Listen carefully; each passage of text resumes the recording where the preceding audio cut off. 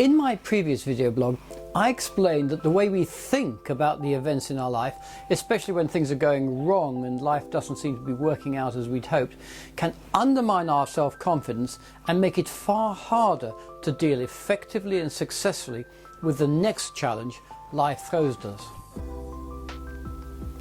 One of the more commonly used types of irrational thought is overgeneralized thinking.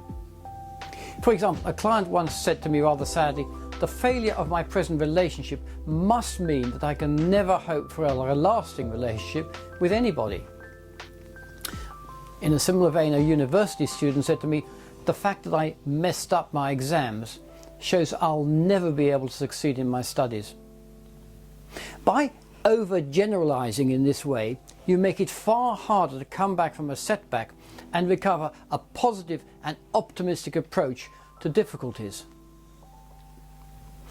Mind-reading thinking involves assuming that somebody thinks badly of you or no longer loves you based on what you believe that person thinks. By adopting this approach, you're trying to turn yourself into a mind reader, and perhaps not surprisingly, you frequently come up with all the wrong conclusions. The reverse of mind reading is when you assume that someone you admire, like or love knows how you feel without your ever having to tell them. "Of course my wife knows I love her," a client in a failing marriage told me indignantly. "Well, I married her, didn't I?" In situations like this, we're assuming the other person is a mind reader. Then there's fortune-telling thinking, in which you predict how badly events are likely to turn out before you even attempt a challenge.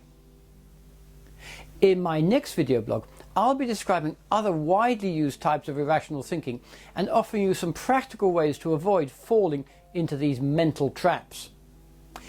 If you'd like to learn more about the usually unnecessary stress created by this way of thinking, you might like to download my book 1 Minute Stress Management from this website. I'll see you soon.